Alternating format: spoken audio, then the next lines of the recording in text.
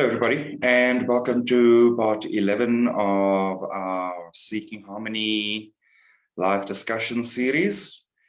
Today, we're looking into the topic of corporate life through a generational lens. And basically, we're looking at what potentially corporate life appears to be and is experienced as by the different generations. So I'm just going to open it up to everybody in terms of the experience of corporate life from their own perspective, and then also just in terms of all these various generational terms that we use. So yeah, let's look into corporate life from the lens of self-identification as a specific generation. So I'm going to open that up to the team, and we're just going to allow the conversation to flow. And if there's anything that comes up as we go through it, we will discuss it further. We'd also like to invite everybody to please share their thoughts and experiences and their insights into the generational theory and also what that has meant for them as a specific generation experiencing corporate life. So I'm going to open it up to the team and we will take it from there.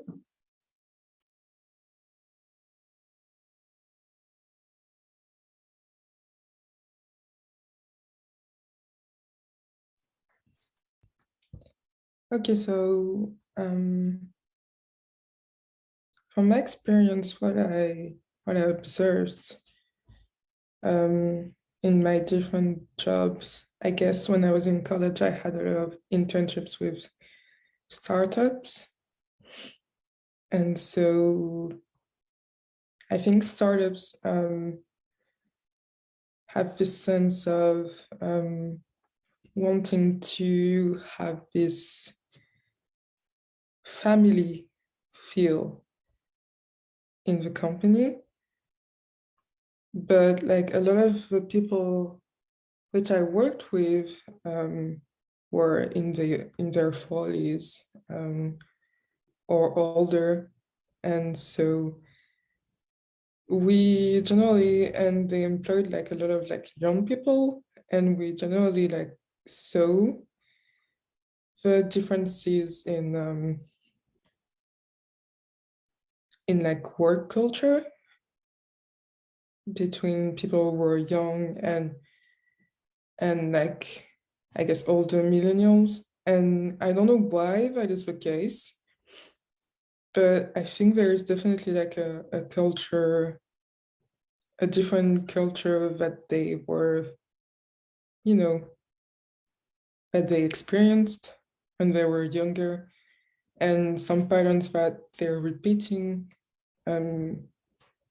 even with the intention to have a company with a more like younger feel, with a closer relationship between the executive and the employees. And so with like this very special environment, I found that it turned toxic very quickly because like the lines of like professional and personal could blur very quickly. And so I'm curious to understand like why this experience like repeated in all my jobs. But yeah, it's a very specific experience, and I relate to some of the things that we saw in the article of the Hollywood execs not understanding their millennials and Gen Z employees. And so, yeah, I think like what I'm feeling is like maybe misunderstanding and gaps between us. And I don't know where it's coming from, but I'm definitely feeling it. So maybe it's worth looking into. And yeah, I'm curious to know from your point of view, guys, have you seen like differences in work culture, or have you experienced firsthand differences in work culture between people of older and younger generations?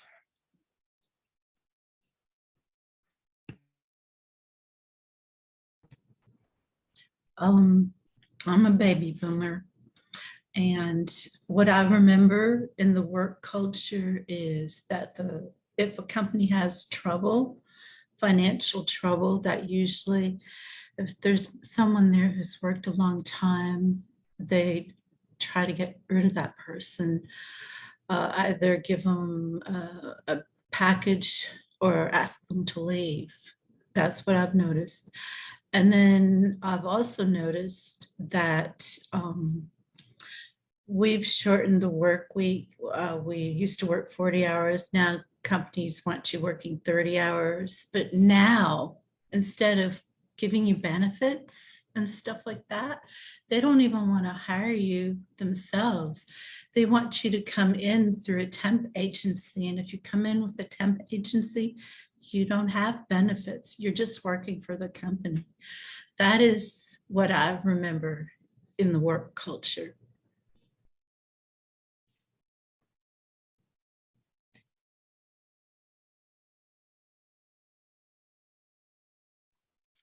And I just want to check in with you. So is this more recent stuff or things that have just in general been that way, let's say last 5 to 10 years? I'm just trying to get a timeline on what you're sharing. You're talking to me? Yep. Yeah, I would say this has been like 20 years to 10 years ago.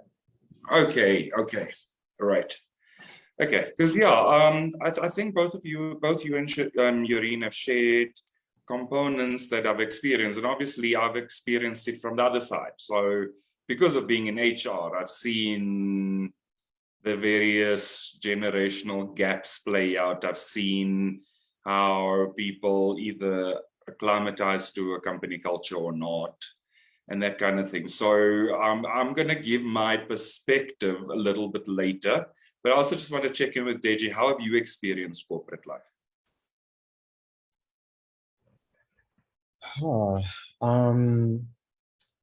My experience is it's a little complex.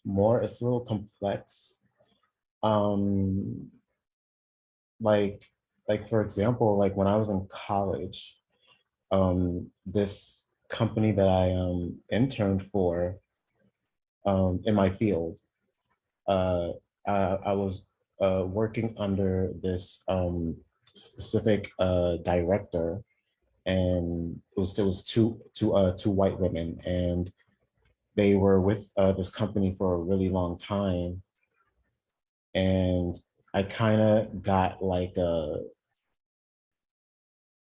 how do I say it?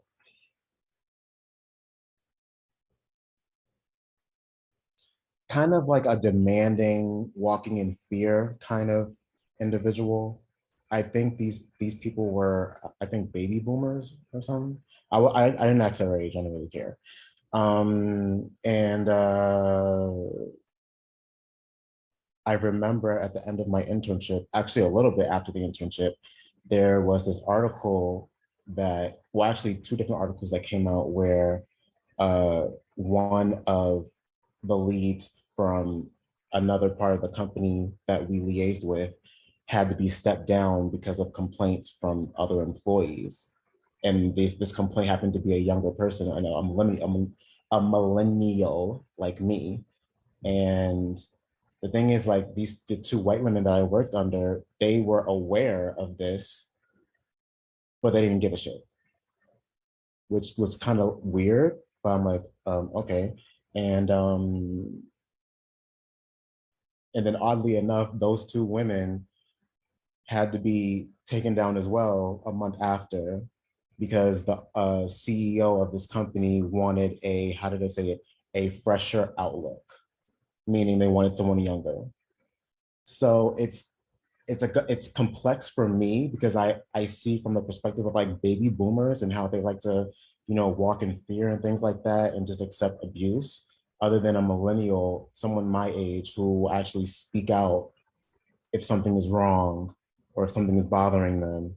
And again, with the fresher outlook. So when I think about the different, generations, I think that, millennials and Gen Zs, they know how to, I guess, protect themselves and not allow and not stay in like a survival mode just because you're scared of, upper hand or some shit like that. You know what I mean? Yeah, that's it.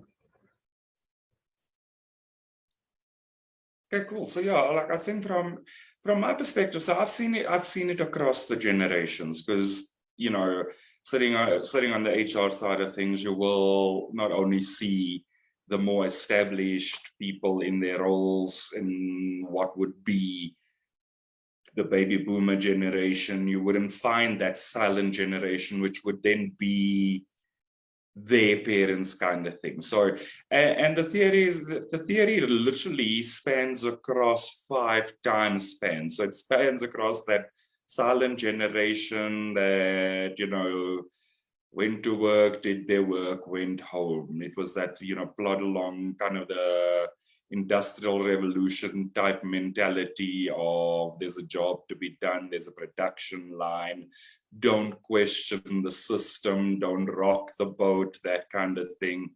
Then you had, though, that baby boomer experience that then came in, and while not rocking the boat, they also were the people that were at the forefront of some of those changes in how businesses operate and establishing new operating models and systems and things like that. And so they become very attached to what they have created. So it's their baby. They know the ins and outs of their baby.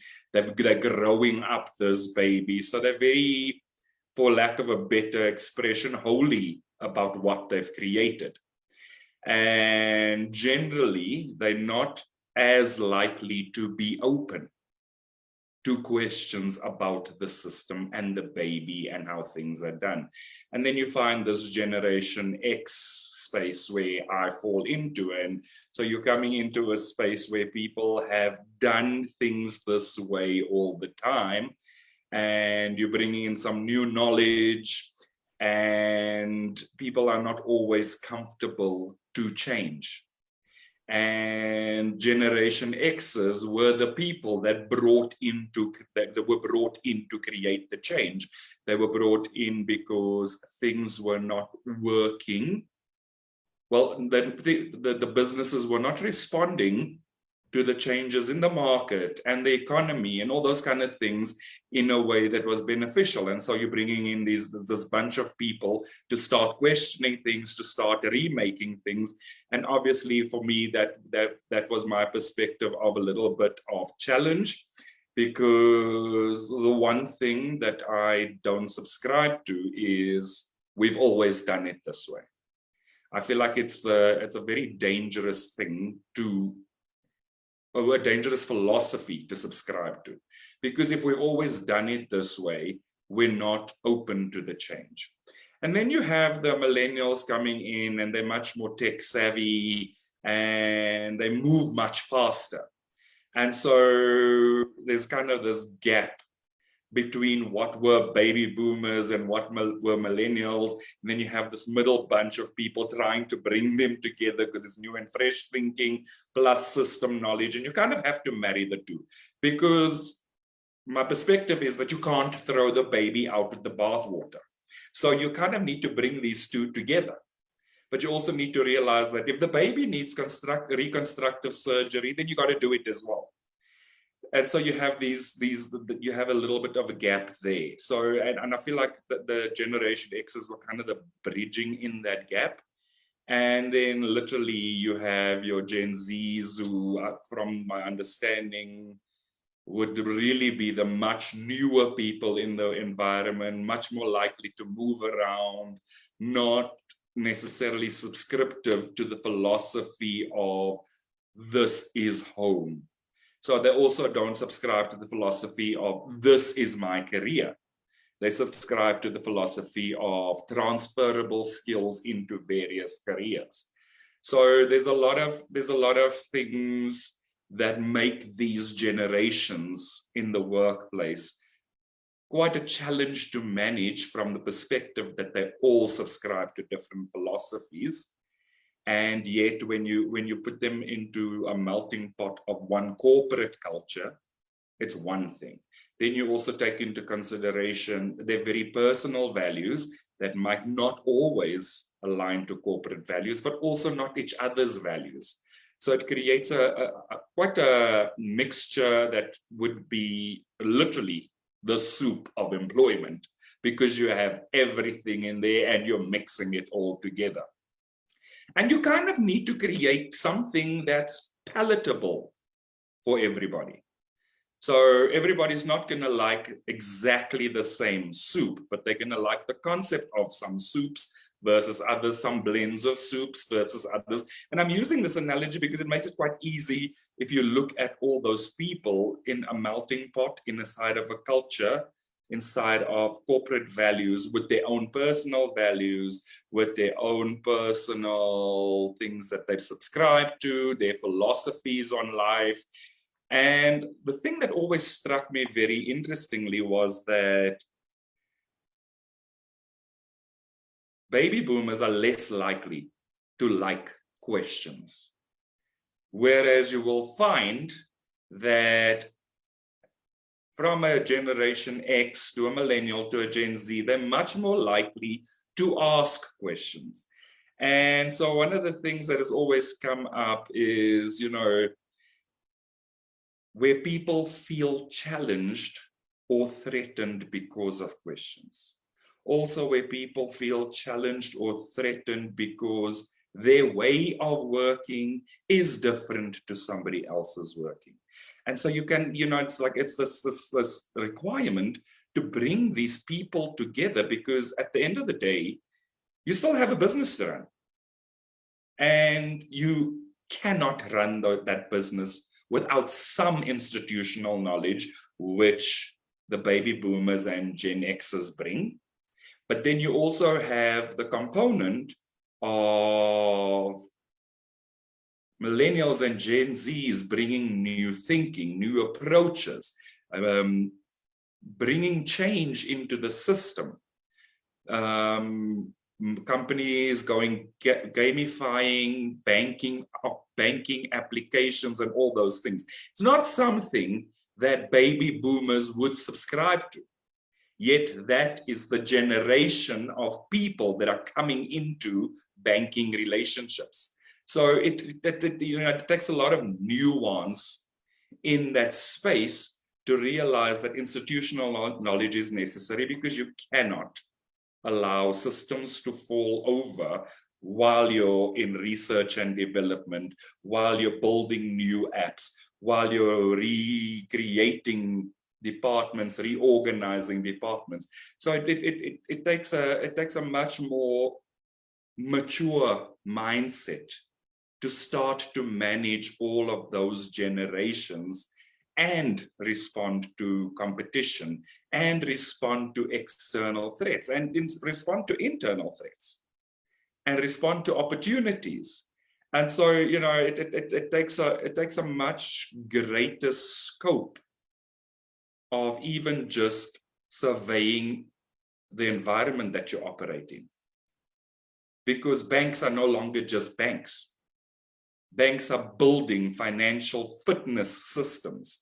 They're trying to go into paying for people's wellness. They're trying to get people to bring all of their money in various forms into a banking system.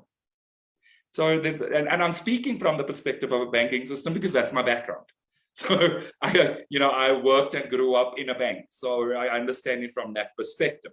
But saying that, I mean, like it's probably very similar to other financial institutions and things like that. But the core of it, I feel, is like this greater requirement for a much more humane management style, but also a much more mature and compassionate and accepting management style. And so this brings us into that space where we are now seeing executives asking for social coaching within the work environment, because we cannot continue to have the gap between employees, especially not where we now put together multi-generational and multifunctional teams and expect them to build the future of the corporate. So yeah, I'm giving you my perspective from, because I've sat in HR, I've seen kind of these things, and so it makes sense to me. I mean, back when boomers and X's were going into the workplace, a lot of money was spent on leadership development and that kind of stuff, and not necessarily as much on coaching. And then coaching and mentoring became a flavor. But even then, it was at an individual level, at a business level. There was never really work done around social coaching, except maybe for things like diversity workshops, inclusion workshops, trying to get people to subscribe to the philosophy that the more diverse a team is, the more they're probably able to respond to what's happening in the market from various customer perspectives. So it's a lot of shift has happened over the years. But I feel like one of the things that the reason why we're probably seeing a higher incidence of coaching right now, and the requirement for coaching right now, is that people are much less likely to accept abuse in the workplace. And they're much more likely to call it out. And they're much more likely to call it out when it's their superiors, not just their colleagues and their peers. They're much more likely to stand up and say, well, actually, I'm not going to accept that you're speaking to me in this way, or you're treating me in this way, or you're handling this matter in this way. Where Gen Xers and baby boomers were much more likely to accept those things and carry on as if it was normal. And this is probably why we sit with quite a few older generation people sitting with corporate trauma for those reasons, that they weren't comfortable to address their challenges in a healthy way. And probably some environments weren't designed in a way that allowed them to address the challenges in a healthy way. So yes, it's a mouthful, but that's kind of the perspective. And I'm just giving you a much more almost tapestried picture, because I've seen it from the other perspective. Yeah, I like how you worded it. It was actually perfect to kind of understand the scope of what we're dealing with.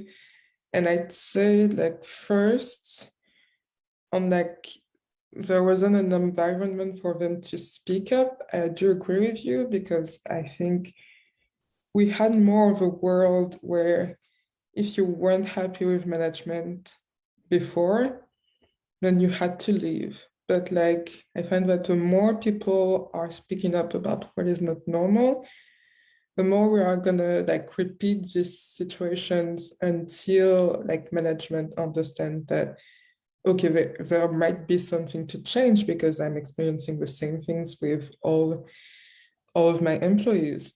But I think like the transition can be painful sometimes, and I experienced it in a very like real way in one of my jobs. And it was like a kind of an incubator for companies of all sizes.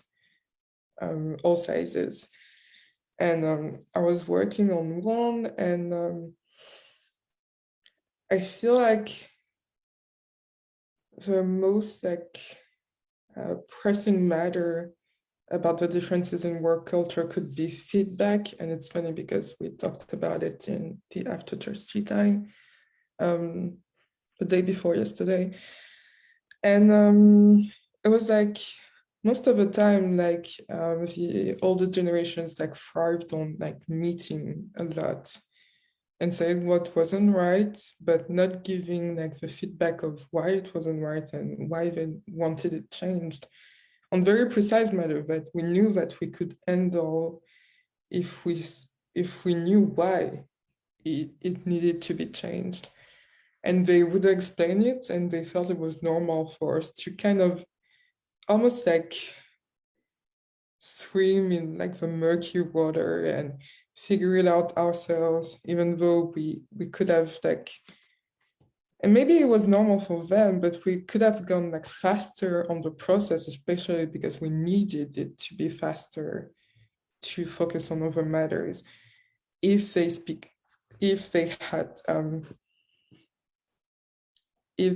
had like spoken up, I guess. And so, yeah, and then like employees from all companies were talking, like there was like lunchtime, and so we were comparing experiences. There were a lot of young people in internships or having their first job, and we realized that throughout the companies, we were facing the same problems. And in other buildings, we were facing the same problems too. And so there was this pattern. And we felt it was normal. But like there were a certain type of like management and business owners and people who felt it was normal. And at the time, I didn't like link it to a work culture or a generational gap or problem.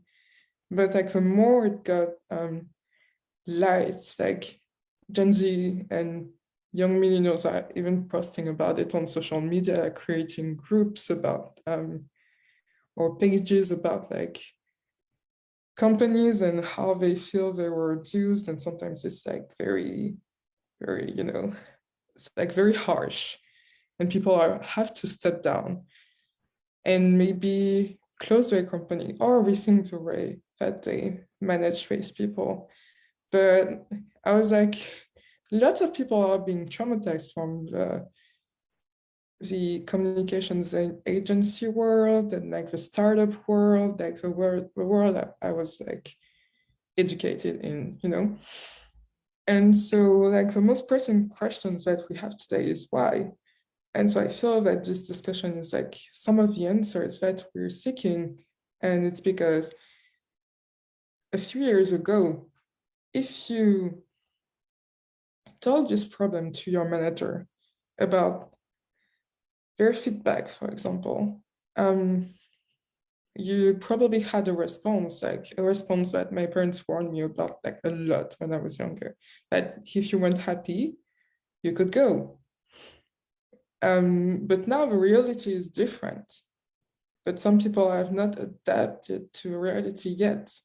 And so there are all kinds of tensions and frictions about how to change this and adapt to a new work culture, and maybe resistance because I feel Gen Zs, they move fast. Like we grew up in a world where change and visible technological advances are very much part of our lives. So it's very natural for us to say like, okay, this system doesn't work, so might as well change how we do this feedback or feedback loop or this technology or this system or this language, and maybe now, like opening the discussion with other generations, I realize that maybe for some people it's harder than it seems. And maybe there are a few like older people that are comfortable with change, but like mostly they're comfortable with the changes that they can see and predict, but like a real change, like maybe a work culture change or even the spiritual change or the social change, they still have a hard time coping with or even understanding how big it is. And so, yeah, I feel that's part of the tensions that we're experiencing today. Thank God for LinkedIn and social media, right? Yeah. What you saying that made me think about this same company that I was just telling you guys about. When I was doing the, how do you say this? Grandpa, help me out. What is the title when you do the like the entryway signing forms and things like that? What is that called? In the HR world? Onboarding, yes. Okay, Yeah. Thank you. Okay, so I remember in my onboarding, the person that I was working under told me that they had sexual harassment forms that I had to sign, which was odd to me. I was like, wait, what is this about? And then they told me, because I'm not going to say I'm not going to say who the company is and who this person is I'm talking about. The CEO and chairman of this media company that I worked for was charged with allegations of sexual harassment. I'm not going to say who, I'm not going to say the company. If you know, you know. But that was the new process of opening that conversation with the employees inside the company. So yeah, I agree with what Lilian said.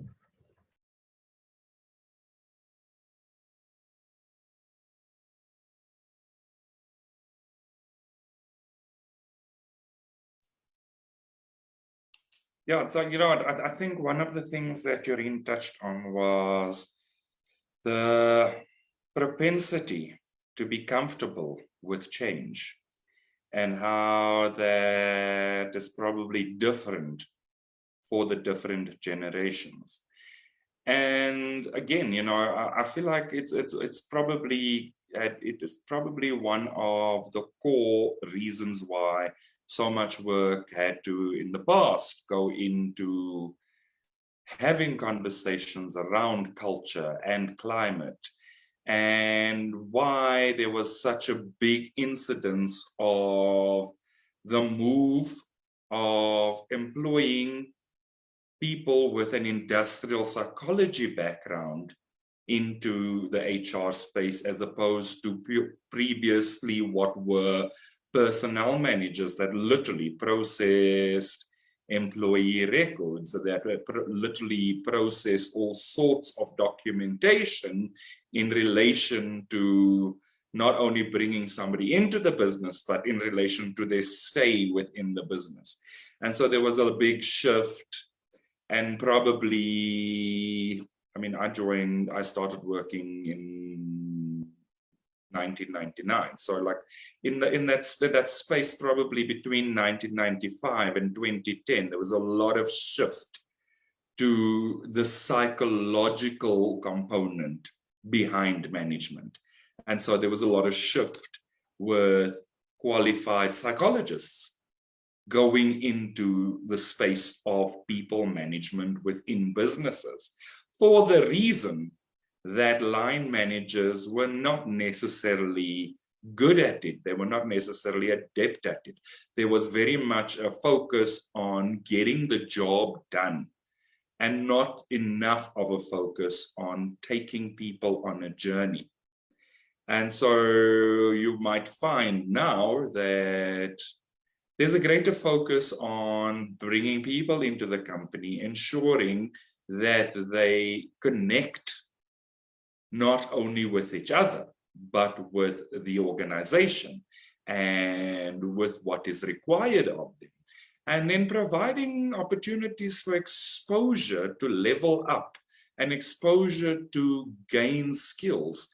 And in doing that, it does shape the workforce, and it changes the picture of the workforce, but it also requires a much more open-minded workforce.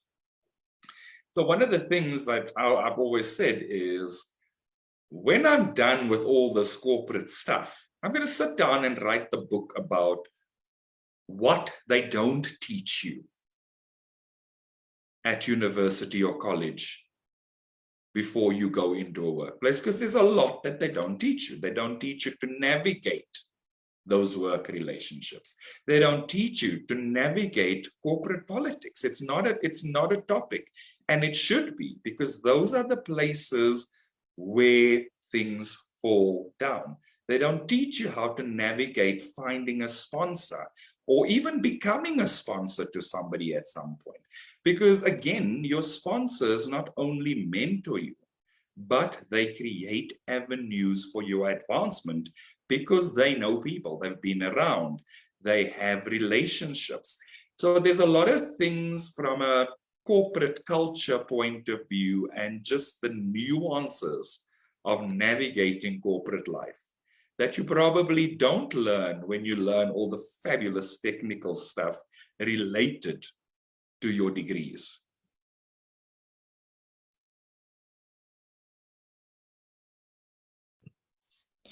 You know, as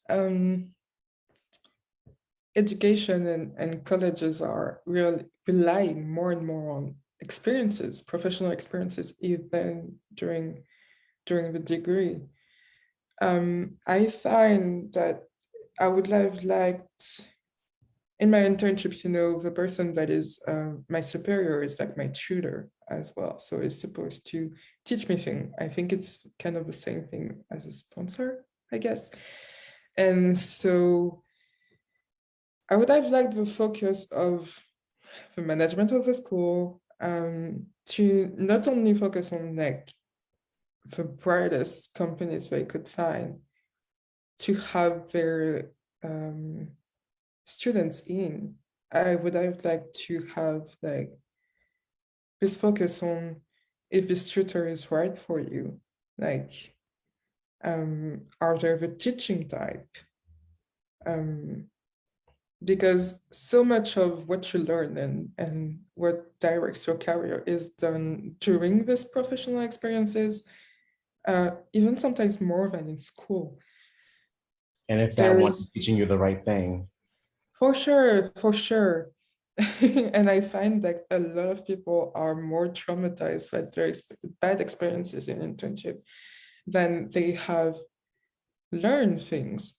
I feel like most of my class have learned, for example, me, I've learned the do's and don'ts, and especially the don'ts of entrepreneurship, because I want to be an entrepreneur. And that's why I had the internships that I had.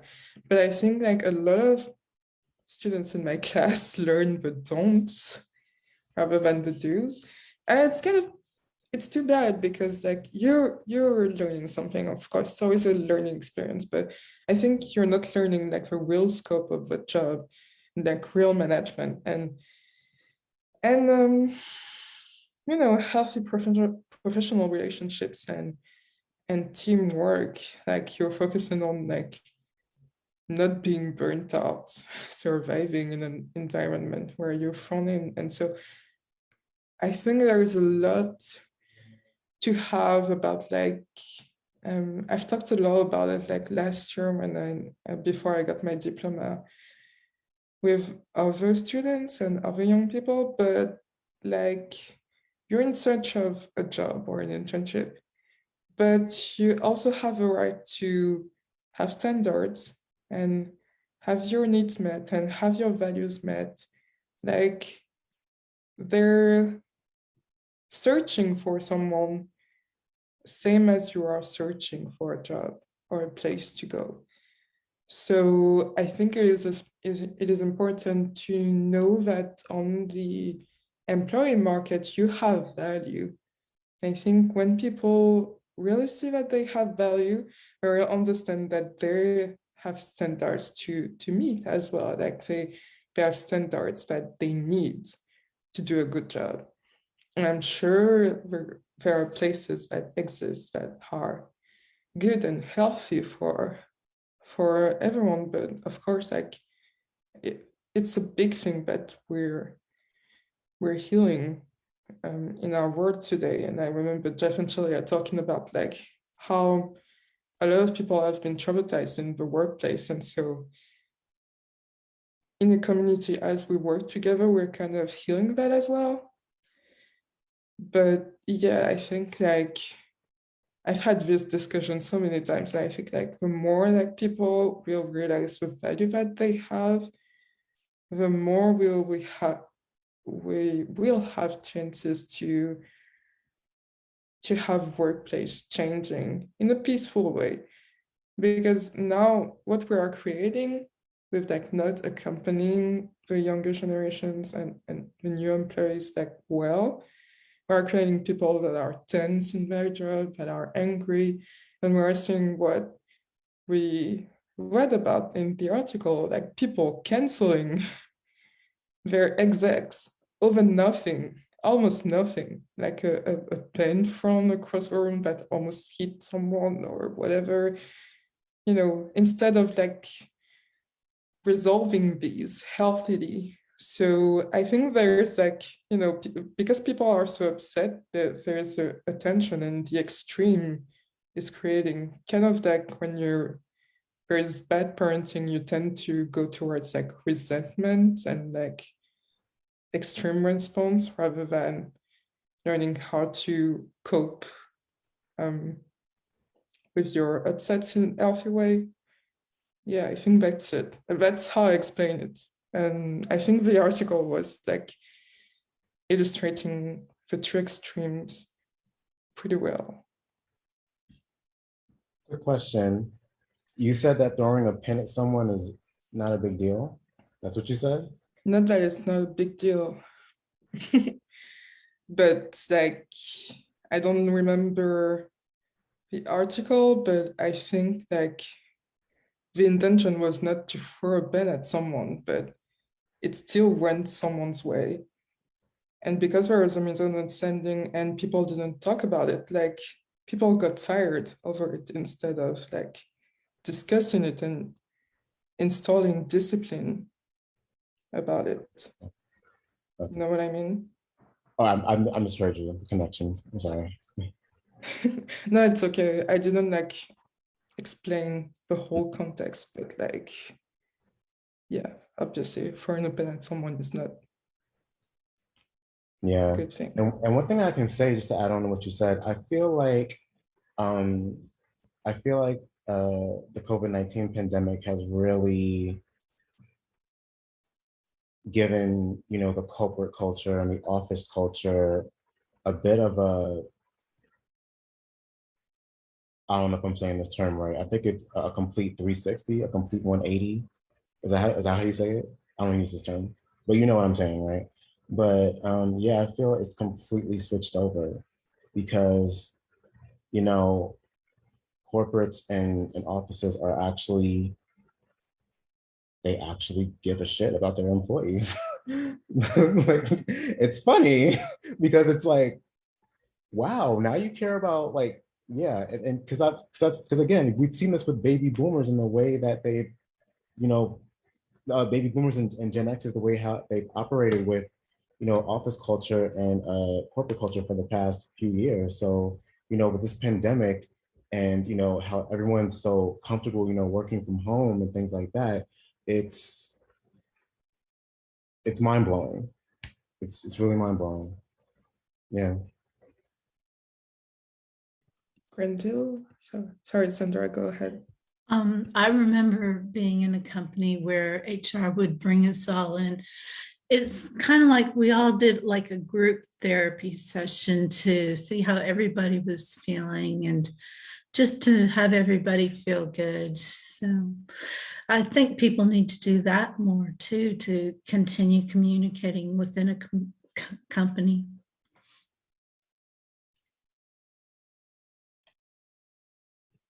Grenville did mention what you said, Deji, a few weeks ago. I think about the pandemic and About people what? realizing that they wanted to change their life, like professionally. Yeah. I think Like, because you people know, realize. not the unemployment rate, but the rate of people like literally leaving their jobs. Yeah. And For like sure. I can't speak for other countries, but I can speak like in America, like it's crazy like how many people have like left their jobs because they're just like over it. They're over Yeah. the abuse, they're over the attitudes, they're over the ego. They're like, no, I'm leaving, goodbye. Yeah. And it's really great to see that. It's really, really great to see that. And that means that these companies like have to look at themselves like, okay, what are we doing wrong? Now you want to look at yourself and not have to worry about people fetching and trying to get this job and try to play that rat race game, you know? Yeah. Yeah. I think it's happening all around the world, like even more than before the pandemic. And when you spoke, I realized that it was something along the lines of like people realized that they felt better and had more energy at home, and not because they were working less, but because they were working differently.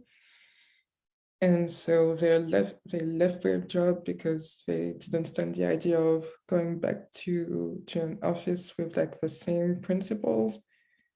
And so it tells a lot about like the work that we have to do about the work culture.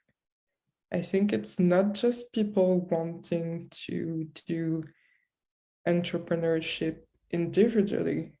I think it's also people being fed up about how corporate life is at the moment. So that's what I got from what you said. Granville, what did you want to say about that?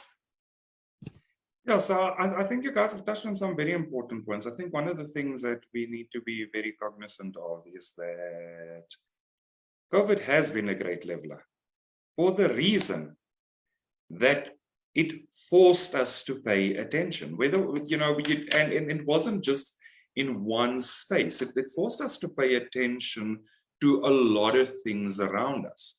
And one of those things was, how do I survive if I work a low-paying 9-to-5 job? And so what it's done is created the mindset of the side hustle. So somebody might have a full-time job, but they will have a side hustle that augments their income because of the fact that COVID was such a difficult time economically. And so some people became really successful in their side hustle to the point where they're like, well, this is really my main source of income.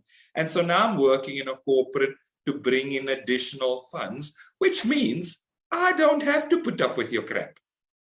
Somebody else is going to pay me. And I'm not dependent on you. I'm not dependent on you taking me down to 50% of my salary or 75% of my salary. I'm very much self-sufficient. I've proven that I'm self-sufficient with 60% of my earnings. The other 40% comes in variable ways through me working for you. So it's done that kind of thing. It's changed the mindset of how people perceive work, which has also changed the mindset of our relationship with work. We now that there's a lot of people that now realize that work is not my identity. I am my identity. My family may be my identity. I don't have to identify with abuse.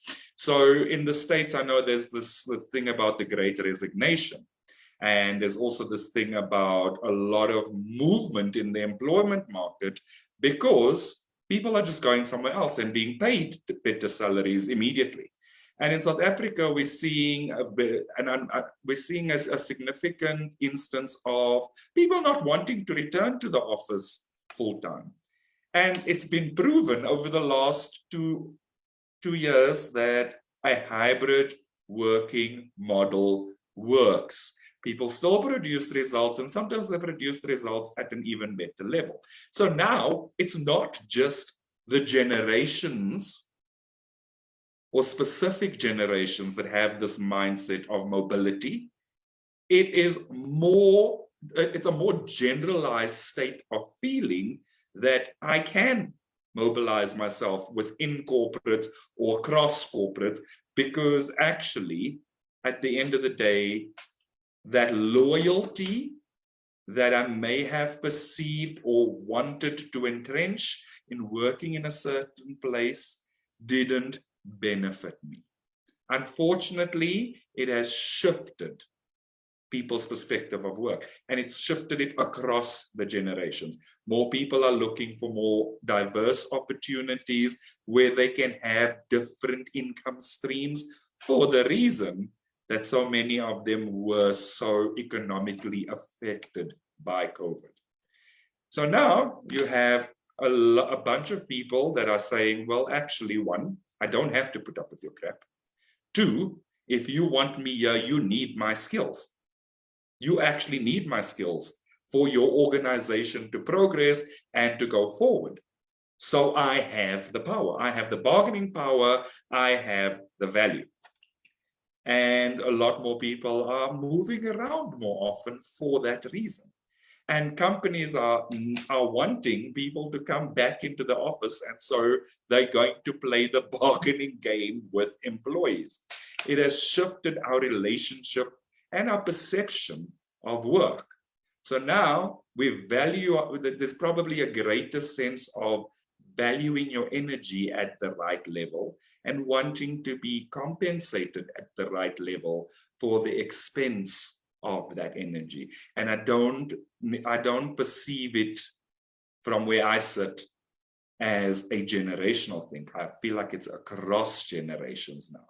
There's a lot more individual power being exercised in work relationships. And this is why we're seeing the social shift in what's acceptable in organizations or accepted in organizations and what is not. There's a greater realization that I have individual power as a person, as an employee, as a worker, as a colleague, as a subordinate. Those things have stacked up as a result of the fact that we've had to sit down for 2 years and really reassess what is happening in our lives. That feels much better in my heart. And I feel it's because, this global situation really pushed us to all individually and collectively think about the change that needed to happen. And so that's one of the spiritual benefits I get from a situation, because obviously there is always something to learn. And it kind of equalized the field of how we saw change in the corporate culture. And of course, there will still be things to adapt to and learn, as we've seen with the article, because this is not the death of a system. This is just a slow transition, and we don't know how long it could take, but a lot more people are conscious. I almost want to just jump in there and say I don't believe it's a slow transition of the system. It's an unprecedented quick change that we're still getting accustomed to. Yeah. Say that again, a quick what? Literally has been an unprecedented quick change that we are still getting accustomed to. There are no textbooks about hybrid working models. There are no textbooks about managing the scale of workforce that we're managing remotely. There's nothing that exists that says this is how you do it now. We're literally making it up as we go along. Yeah. Okay. So here's how I see it. I completely agree. Yeah, it was like an earthquake, and now we are adjusting to the ripple effects, and so it needs to reach all the parts of the system. And I think maybe that's where there will be the slower transition, or maybe resistance from some people. you know, when we see the Hollywood execs, but even them are changing, because the social coaching for companies wasn't something that existed before COVID. So yeah, that's what I wanted to say. You know, something interesting actually strikes my mind, because if you think about baby boomers and Gen Xers now, these are the people whose children are now becoming those managers and going into the corporates and all of those kind of things. And so you kind of like, you know, I always see the connection of your manager in a business is almost your parent in that business. It's almost tantamount to that relationship. Might not be a parental relationship, but it's tantamount to that relationship. So now you're seeing shifts in the perception of what that relationship of care is at the corporate. And I don't think, for me, I feel like it's long overdue, but it may have taken a little bit too long, because there was too much of a separation of the full individual to their work life. And now all of those things are coming together, and people are realizing, hey, I'm actually not so great at this, or hey, this was a problem and I need help here. So again, even with just that sense that COVID made people sit down and realize it's okay to need help, and it's okay to ask for help, regardless of what situation you are in. And it's beneficial in a corporate environment for people to actually sit down and go, I need help. I need to be able to do this better. It's obviously not working in this way. So like, I feel like there's a lot of perspective shift happening, and people are still just adjusting to that perspective shift.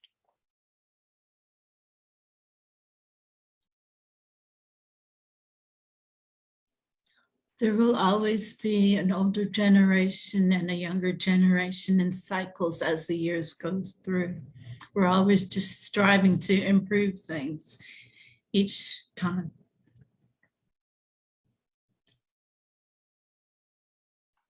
Yeah, I think though the shift here has been that striving to improve things has, as Deji said in the beginning, it's almost taken a 180 rotation. It's not just about improving processes and systems and the bottom line. It's literally about people wanting to improve themselves at a very core individual level so that they show up differently. Yeah, that's great. That's us evolving. That's what we want. Mm. And it's wonderful. More people now are becoming self-employed and walking away from the workplace. That's what everyone wants, to feel good and make their own money. Yeah, and just by example, I mean, I've just offered the management team that I look after new manager training, and people that have been around for years are saying, please, can I go as well? Please, can I go as well? Please, can I go as well? I've managed teams for 5 years, but I'd like refresher training. So it's a nice, for me, it's quite a refreshing shift that people are just saying, hey, I can benefit from this. And so I'd like to participate, please. So yeah, and that's why I'm giving you the perspective, because I'm also, again, seeing the other side of it, that it's not only employees going, actually something's not working here. It's also managers and leaders going, hey, I need help. I need improvement. I think I need a refresher.